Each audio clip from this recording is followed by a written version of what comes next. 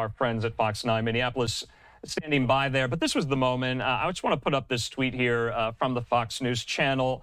Tim Walz's son, Gus, became tearful during his dad's DNC speech, adding a sweet and touching moment to the event. If you were watching Live Now Live last night at this moment, Gus Walz stood up, tears in his eyes, sobbing, and then pointing to his father, saying, "That's my dad." We want to bring into the conversation now Fox 9 Minneapolis reporter Corin Hoggard. He has the lowdown on this just incredible moment. You don't see the emotions so resonate in these speeches at conventions. Corin joins me.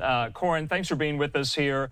I think, you know, Democrat, Republican alike, beside your political stripes there, I think that moment hit a lot of people watching Tim Walz's speech last night. How is it still being received there in Chicago?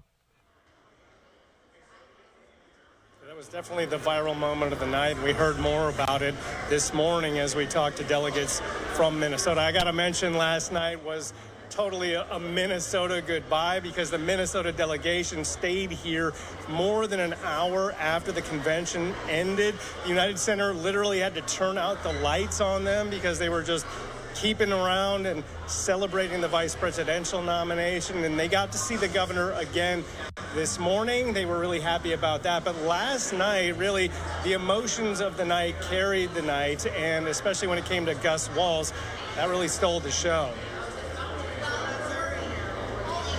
Hope, Gus, and Gwen, you are my entire world, and I love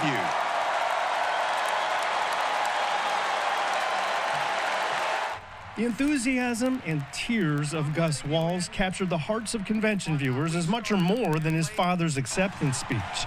By the time Governor Walz embraced his family on stage, social media was on fire with praise for the 17-year-old, and leaders in the party noticed. It wasn't Governor Walz terrific last night, but the person who stole the show, the person who is the iconic image across America is Gus. Well, good morning, everybody. A loud and proud Minnesota delegation welcomed the governor home, so to speak, for his first appearance after accepting the nomination. At Thursday's delegation breakfast, he credited the legislators and supporters who put him in position to potentially become the state's third vice president. Thank you for giving us the strength to do the job that was asked of us, but to know that Minnesota was standing with us, to know that Minnesota was there with our family, to know that Minnesota would be able to get it done.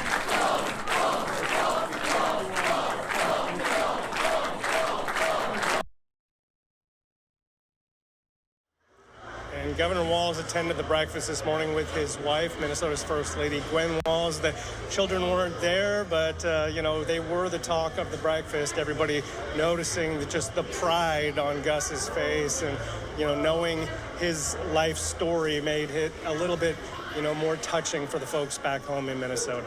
Andrew? You know, Corin, for our viewers who aren't from Minnesota, I myself am wondering, what is a Minnesota goodbye? Help us define that. A Minnesota goodbye is you're sitting at somebody's house and it's time to leave, but basically the conversation keeps going endlessly until somebody slaps their knees and says, "Well," and that's the end. And then everybody leaves. But Minnesota goodbyes just last forever. Okay, I think the clarification will be welcome to so many of our viewers. Corin Hoggard there live for us in Chicago. Thanks so much, Corin. We'll talk soon. You got it, Andrew.